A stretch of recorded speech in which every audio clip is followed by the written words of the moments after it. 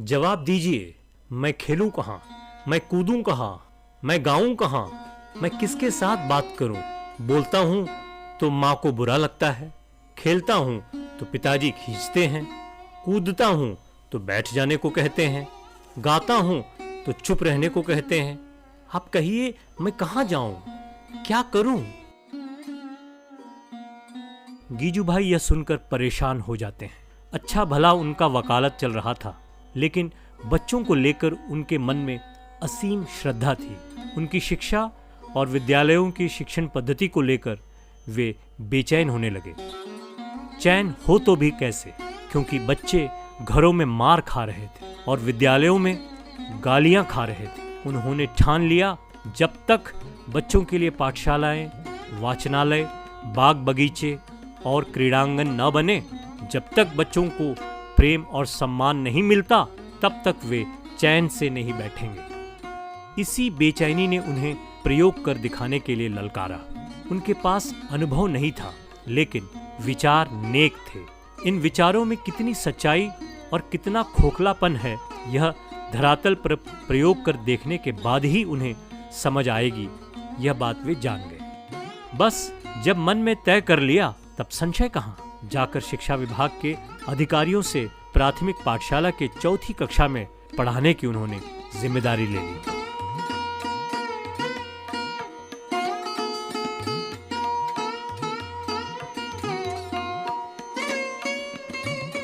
पहला दिन। पूरी तैयारी और श्रद्धा के साथ गीजू भाई पाठशाला पहुंचते हैं। घंटी बजती है। प्रधानाध्यापक परिचय कराकर गीजू भाई के जिम्मे कक्षा छोड़ जाते हैं। इस दौरान जब विद्यार्थियों पर उनकी नजर पड़ी तो वे अचंभित हो गए। कोई मुस्कुरा रहा था तो कोई तिरछी निगाह से देख रहा था। सभी बड़े शैतान और उद्यमी दिख रहे थे। गीजू भाई कुछ देर के लिए सहम गए, फिर सोचने लगे, धीरे धीरे सब ठीक हो जाएगा।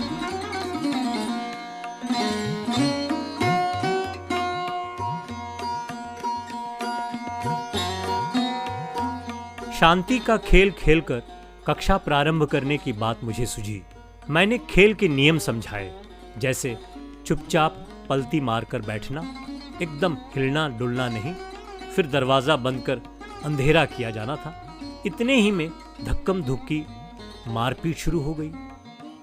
शांत कराने के सभी मेरे तरीके असफल हो गए। पूरी कक्षा में हो हल्ला और उद्दम चौकड़ी मची हुई थी। मेरी पूरी तैयारी पानी में मिल गई। इनके सामने मेरा शांति खेल भैंस के आगे बीन बजाने जैसी थी। मुझे समझ आ गया कि इन बच्चों के लिए यह तरीका नहीं चलेगा, कुछ दूसरा तरीका ढूंढना होगा। दूसरे दिन से काम शुरू करने की बात कहते हुए मैंने कक्षा की छुट्टी कर दी। छुट्टी शब्द सुनते ही बच्चे हो कर भाग निकले। पास के सभी शिक्षक ताकने लगे। प्रधान अध्यापक भौएं तान कर बोले, आपने इन्हें छुट्टी कैसे दे दी? अभी अंतिम घंटी लगने में 2 घंटों की देर है।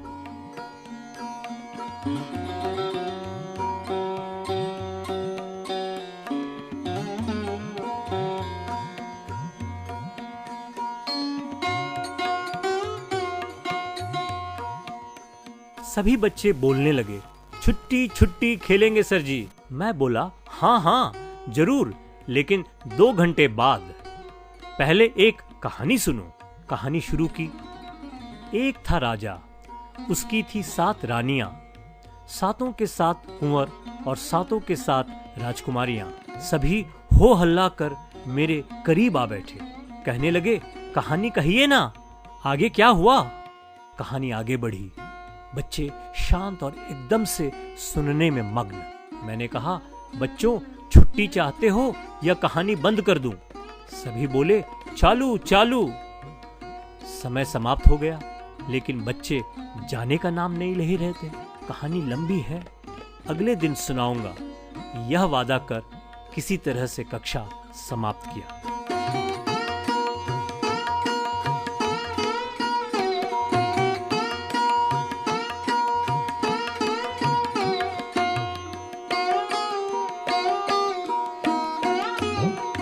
बच्चे मुस्कुराते हुए बोलने लगे, मास्टर साहब आज भी कहानी कहिए। मैंने कहा, पहले हाजिरी फिर कहानी। सभी मंत्रमुग्ध पुतलों की तरह कहानी सुनने लगे। बीच में मैं पूछ बैठा, तुम्हें कहानी सुनना पसंद है या कहानी पढ़ना? बच्चों ने कहा, हाँ पढ़ना तो पसंद है, लेकिन ऐसी किताबें मिलती कहाँ हैं। सभी ने स्वीकारा कि किताबें ला देने पर वे जरूर पढ़ेंगे। घंटी बजी, फिर भी बच्चे बैठे रहे। कहानी समाप्त हुई, तब बच्चे गए।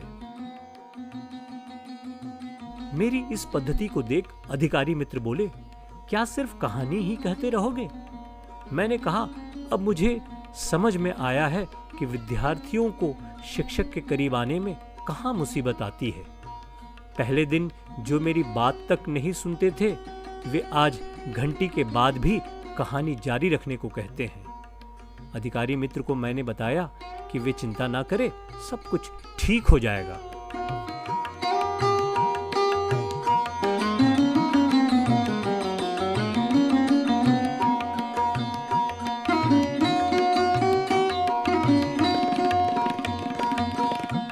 कहानी के लिए विद्यार्थी गोलाकार बैठे थे। मैंने कहा, लाओ देखें तुम्हारे नाखून कितने बड़े हुए हैं। हर एक के नाखून बड़े हुए थे और उसमें मैल जमी हुई थी। मैंने कहा, देखो अपनी टोपी कितनी मैली और फटी हुई है। देखो अपने कोट के बटन, क्या वह सही है? बस यह कहकर मैंने कहानी शुरू कर दी। बीच में ही एक बच्चे ने पूछा, जी किताबों का क्या हुआ? मैंने कहा, 1-2 दिनों में आ जाएंगे। फिर कहानी चली, घंटी बजी और छुट्टी हो गई।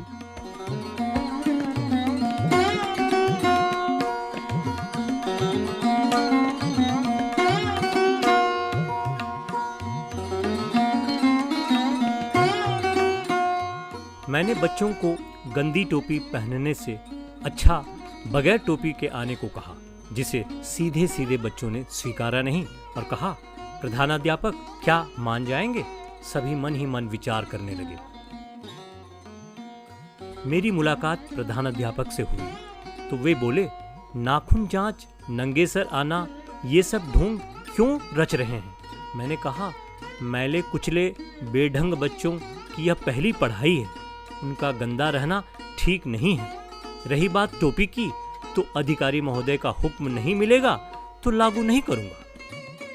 अंततः मुझे टोपी के लिए अधिकारी की इजाजत नहीं मिली।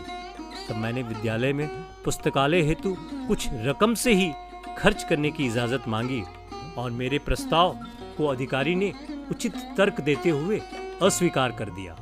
तब मैंने पाठ्यपुस्तकों के बदले पुस्तकालय के लिए पुस्तकों के खरीदने का प्रस्ताव रखा, जिसे अधिकारी महोदय मान तो गए, लेकिन परिणाम की अपेक्षा के शर्तों के साथ।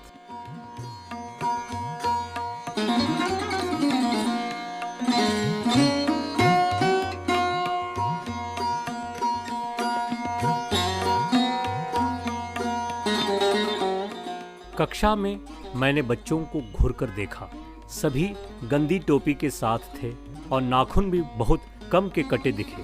मुझे एहसास हुआ वे हालत से बेबस थे। एक माँ ने यहाँ तक कहला भेजा था कि मास्टर साहब आप पढ़ाने आए हैं तो पढ़ाइए साहब, पर ये नए नए हुनर क्यों निकालते हैं? हमें तो मरने की फुर्सत नहीं, उसमें ये नाखून, टोपी, कमीज के बटन देखने का कहाँ वक्त है। मैं यह सुनकर दंग रह गया। मैं समझ गया मेरे इस तरीके से बात नहीं बनेगी। माँ बाप का सहयोग प्राप्त करने के लिए मुझे कोई और योजना बनानी होगी। मैंने कहानी पूरी की। बच्चे दूसरी कहानी सुनने की जिद करने लगे। मैंने बात बदली और कहा, चलो आज एक खेल खेलते हैं। बच्चों ने खो खो का खेल शुरू किया और मैदान में खूब हल्ला मस्ती शुरू हो गया। कोई दल हारा, कोई दल जीता, कोई घुर घुर के देखे तो कोई किसी को तंग करे। इसी चक्कर में एक बच्चे को चोट लग गई। मैंने पट्टी बांधी और खेल समाप्ति की घोषणा की। छुट्टी हुई। शिक्षक और प्रधानाध्यापक हमसे मिले और बोले, ये सब क्या कर रहे हैं? इन्हें चारदीवारी के अंदर रखिए, रटाइए, पढ़ाइए। आजाद कर देंगे तो एक दूसरे का सिर फोड़ देंगे। आपको पता नहीं यहाँ गलियों मोहल्लों में हर दिन क्या होता है? बस इसी बीच बच्चे के माँ बाप पहुँच गए। मेरी ओर इशारा करते हुए प्रधानाध्यापक ने कहा, ये नए शिक्षक हैं और इन्हीं के कारण यह सब कुछ हुआ। मैं चुपचाप सुनता रहा और वापस घर चला गया।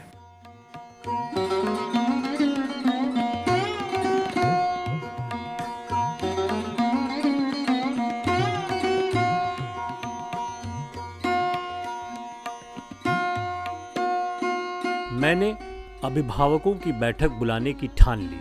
40 माँ बाप के नाम पत्र भेजा, लेकिन आए सिर्फ 7। मेरी निराशा की सीमा न रही। मैं बहुत कुछ सोच कर तैयार कर रखा था, लेकिन सिर्फ भाषण भर रह गया। भाषण खत्म हुई और लोग चले गए। भैंस के आगे बीन बजाने जैसी बात कहते हुए शिक्षक और अधिकारी भी चले गए।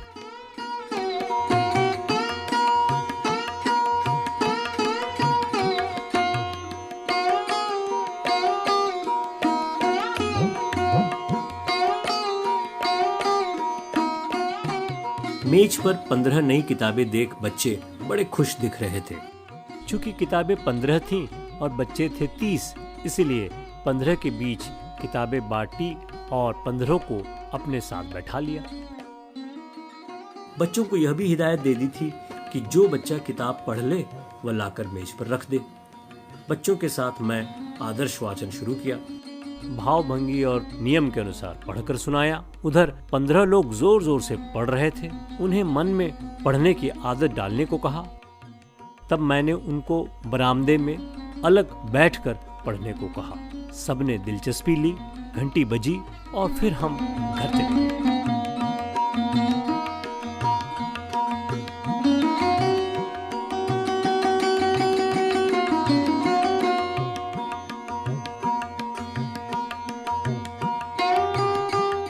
मैंने पाठ्यक्रम के विषयों में से एक एक लेना शुरू किया। बच्चों से कहा, लिखो श्रुत लेखन। बच्चे मेरी ओर घुर्राने लगे। वे मुझसे यह उम्मीद नहीं कर रहे थे।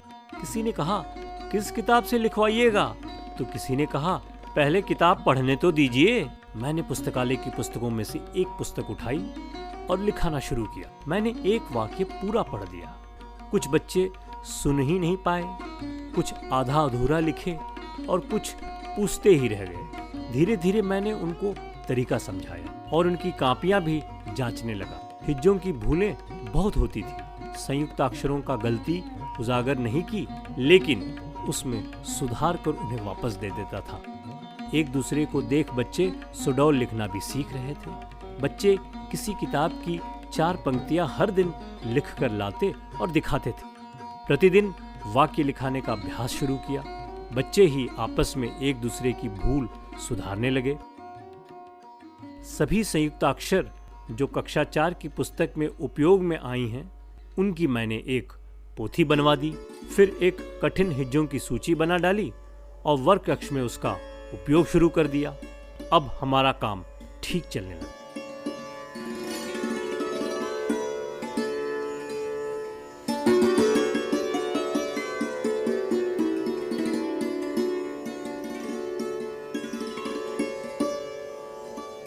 मैंने अपने पैसे से 2 झाड़ू, एक छोटा आईना, कंघा, खादी का तौलिया और एक छोटी कैंची खरीद लाया। बच्चों को कतार में खड़ा कर उन्हें उनका चेहरा आईने में देखने को कहा। अगर खुद को गंदा पाते हों तो नल पर जाकर मुंह हाथ पैर धोकर कंघी कराने को कहा। बस कहने की देरी, सभी नल पर पहुंचकर साफ सुथरा होने लगे। अनुशासनहीनता को देखते हुए मैंने एक लकीर खींच दी और छोटे समूहों में बच्चों को नल पर भेजने लगा। पाठशाला के आहते में इस तरह का कार्य पहली बार हो रहा था। अब बच्चे स्वस्थ, सुंदर और स्वच्छ दिख रहे थे। मैंने कहा, रोज पाठशाला आकर तुम पहले साफ सुथरा हो जाओ, तब फिर कक्षा में आना। सभी बच्चे राजी हो गए। आज मेरा मन बहुत प्रसन्न था। मैंने एक कविता बच्चों को सुनाई। बच्चों की दिलचस्पी बढ़ी। रोज नई कविताएं गाने लगा और देखने लगा कौन कविता बच्चों को ज्यादा पसंद है।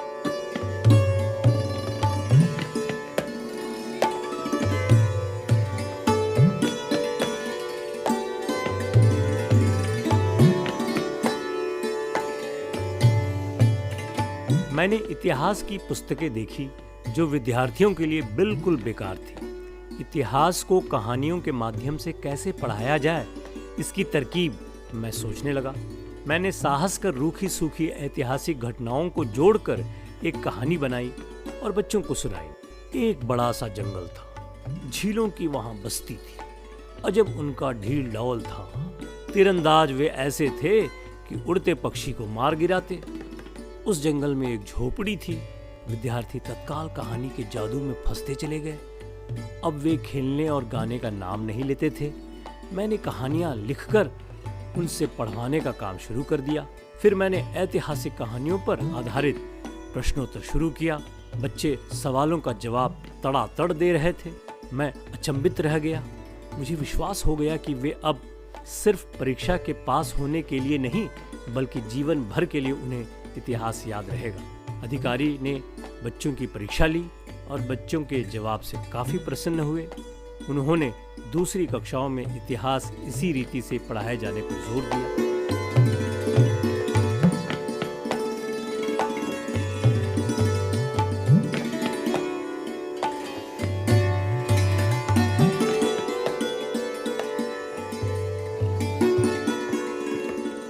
विद्यालय में वार्षिक जलसे के कार्यक्रम का ऐलान हो गया था। सभी वर्ग के बच्चे पूरी मुस्तैदी से इसकी तैयारी में जुट गए थे। कार्यक्रम में डायरेक्टर साहब भी पधारने वाले थे। मैंने प्रधानाध्यापक से कह दिया कि रटे रटाए नाटक मंचन मेरी कक्षा के बच्चे नहीं करेंगे। हमारी कक्षा के बच्चे इस जलसे में कुछ नए तरीके से अपनी प्रस्तुति करेंगे। बहुत बहस के बाद वे मान गए। कार्यक्रम शुरू हुआ। लोगों की भीड़ इकट्ठी हुई। सबों ने आनंद लिया। अंत में चौथी कक्षा की बारी आई।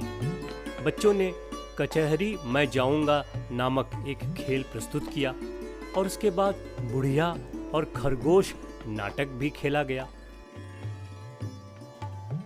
प्रार्थना के साथ हम अपना कार्यक्रम समाप्त किए। फिर मैंने उपस्थित लोगों से कहा, जो कहानियां इन बच्चों ने पढ़ी और सुनी थी, आपके सामने इसी का अभिनय किया गया है। यह इनके लिए नया नहीं है।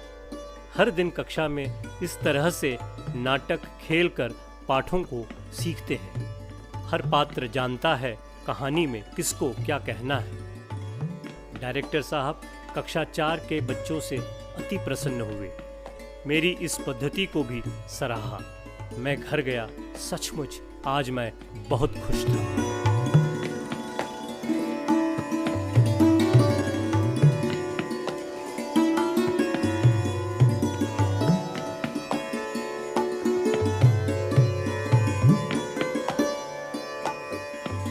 व्याकरण को बच्चे कठिन मानते थे। बच्चों में व्याकरण सीखने की कोई दिलचस्पी मैंने नहीं देखी। मेरे लिए यह एक चुनौती थी, क्योंकि परीक्षा में बच्चों को व्याकरण विषय पर आए प्रश्नों का जवाब देना पड़ेगा। मैंने तय किया कि संज्ञा, सर्वनाम, क्रियापद आदि की परिभाषाएं रटाकर कोई फायदा नहीं। याद रखकर बोलना व लिखना एक, समझकर बोलना व लिखना में अंतर मैं समझ चुका था। मैंने एक योजना बनाई और उस अनुसार काम करना शुरू कर दिया। मैंने गत्ते पर एक ओर पुल्लिंग और दूसरी ओर स्त्रीलिंग के शब्द लिखे। प्रत्येक शब्द के ऊपर पुल्लिंग व स्त्रीलिंग भी लिख दिया था। पहले मैं बच्चों को शब्द पढ़ने को कहा। जाने अनजाने बच्चों में लिंग के प्रति कुछ चिंता शुरू हुई। धीरे धीरे बच्चे खेल समझने लगे। किसी भी गत्ते को देख उसका लिंग बोलने लगे थे। एक दिन मैंने पूछा, बैल की स्त्री कौन? बच्चों ने कहा, गाय। सिंह की सिंहनी, लड़के की लड़की, बुढ़े की बुढ़िया, कुत्ते की कुतिया, मोर की मोरनी। मेरी यह योजना खूब सफल हुई।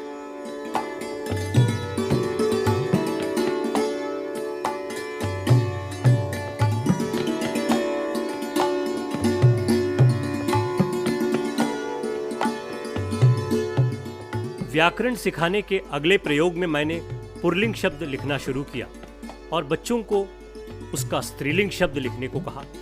जांच कर देखा तो बहुत कम गलतियां निकली। थोड़ा खेल का तरीका मैंने बदलकर यही काम कराया। मैंने एक डब्बे में पुल्लिंग शब्द डाल दिए और दूसरे में स्त्रीलिंग शब्द। बच्चों को पुल्लिंग शब्द उठाकर उसका स्त्रीलिंग शब्द ढूंढने को कहा। बच्चों ने यह खेल कई घंटों तक खेला।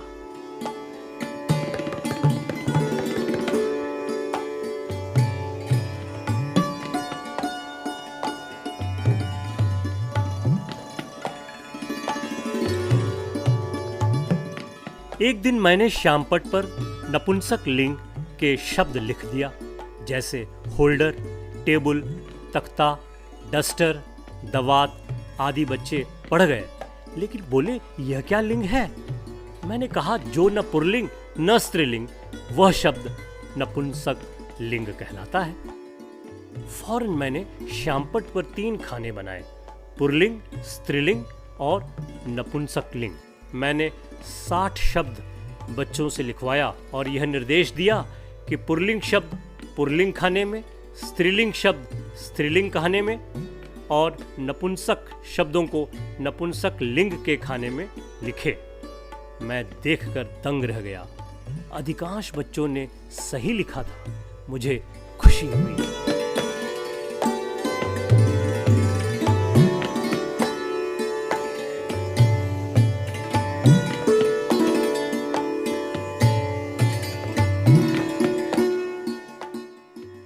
मैं अब वचन सिखाने की तैयारी करने लगा।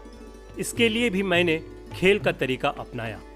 कई एकवचन बहुवचन के शब्द बच्चों को देकर कहा, एकवचन वाले बहुवचन को खोजकर लाएं। बच्चे इसे अलग अलग तरीके से खेलने लगे और उसी क्रम में उन्हें एकवचन और बहुवचन की भी समझ होने लगी।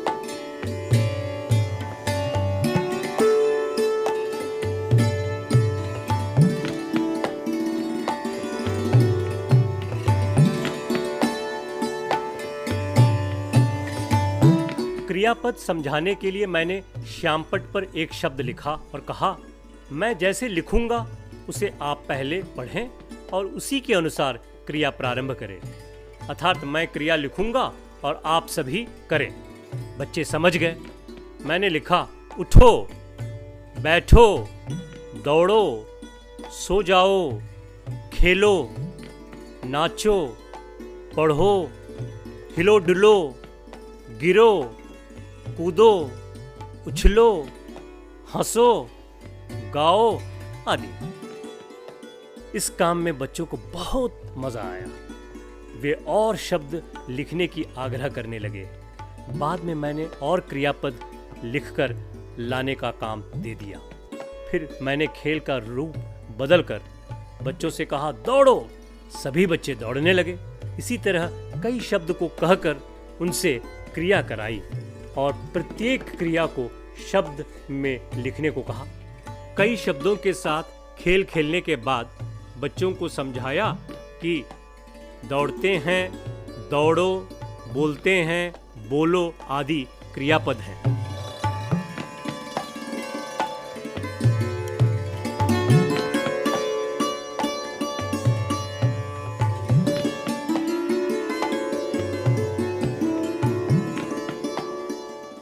अब बात सूझी संज्ञा सिखाने की। मैंने संज्ञाओं का कार्ड बनाया।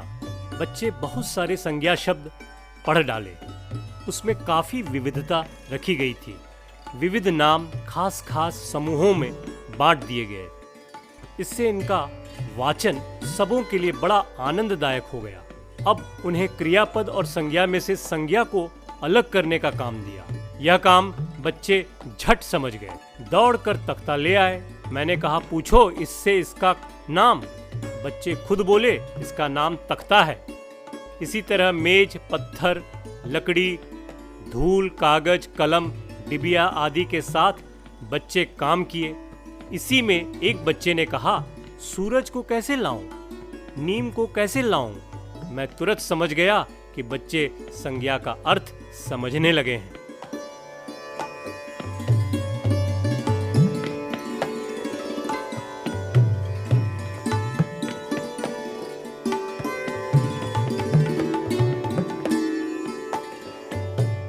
मैंने संज्ञा और क्रियापद के शब्दों को मिलाकर एक जगह रख दिया और छांटने का काम बच्चों को सौंप दिया।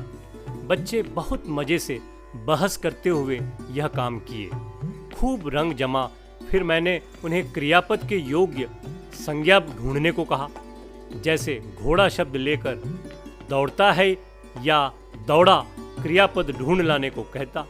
बच्चों को इसमें खूब मजा आया।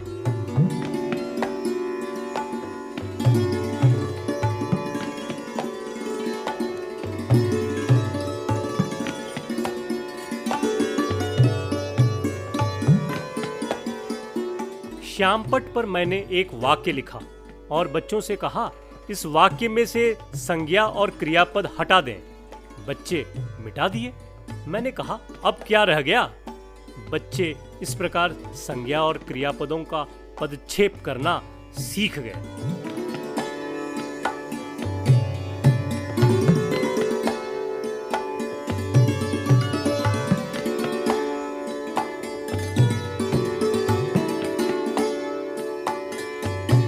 बच्चों के सामने मैंने कुछ वाक्य पढ़ना शुरू किया और यह भी कहा कि इनमें कहीं कहीं विशेषण शब्द हैं। बच्चे संज्ञा क्रियापद से परिचित थे, इसलिए विशेषण ढूंढने में उन्हें ज्यादा कठिनाई नहीं हुई। फिर भी बेहतर समझ बनाने के लिए मैंने